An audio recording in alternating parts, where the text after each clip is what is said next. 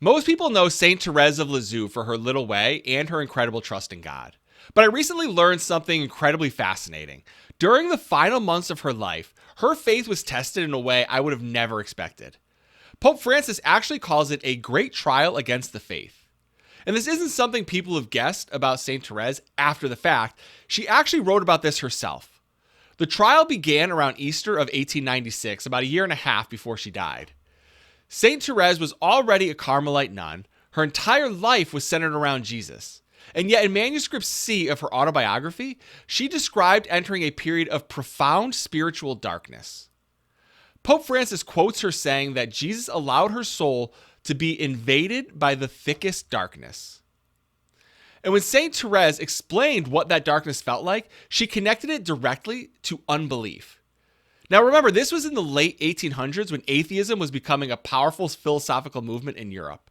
Pope Francis says that during this trial, Thérèse experienced something of the despair and emptiness connected with that kind of unbelief. She herself even began to think of herself as sitting at the same table as atheists. And this kind of blew my mind because this is Saint Thérèse, one of the most beloved saints in the Catholic Church, eventually a doctor of the Church, a saint whose entire spirituality is remembered for her trust. And here, she was experiencing temptations against faith so intense that Pope Benedict XVI described this period as a very painful trial of faith. But here's the part that really changes the story. The Church doesn't describe Thérèse as losing her faith at all during this period.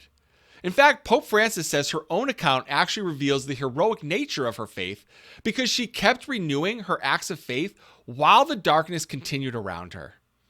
She wasn't receiving the consolation she wanted, and the temptations didn't simply disappear. She kept choosing to believe. And at one point, Thérèse wrote that she was ready to give her life professing her belief in heaven, even though she wasn't being allowed to enjoy the consolation of that belief here on earth. That makes her famous message of trust feel completely different to me, because trust wasn't something that Thérèse wrote about simply because believing came easily to her.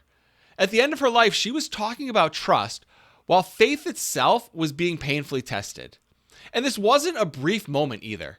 St. John Paul II wrote that her trial of faith continued all the way up until her death.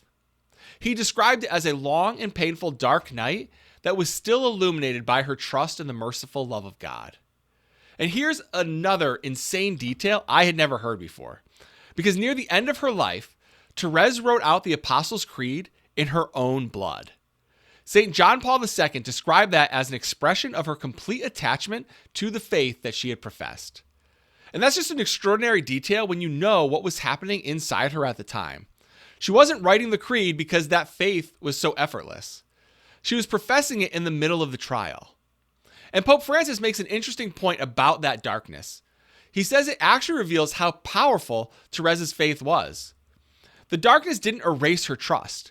It showed her what trust looked like when the emotional certainty and consolation were stripped away. And I think that makes Saint Thérèse much more interesting than the simplified version that we sometimes hear about her.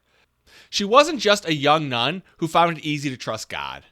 The Church recognizes her as one of its great teachers of trust while openly preserving the story of a period when believing became incredibly difficult for her.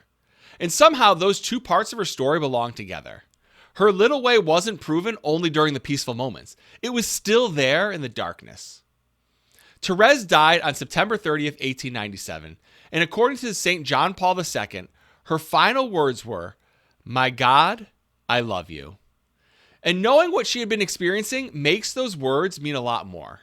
If you've always thought of Saint Thérèse mainly as the saint of roses, simplicity, and the little way, there's another part of her story worth remembering. One of the Church's greatest teachers of trust knew what it was like for faith itself to become very difficult, and yet she kept choosing trust anyway. If you know someone else who may need to hear this message about trust, please feel free to share this video with them. And if you learned anything at all, please give this video a like, subscribe, and turn that notification bell on if you're new to Inspired Catholics.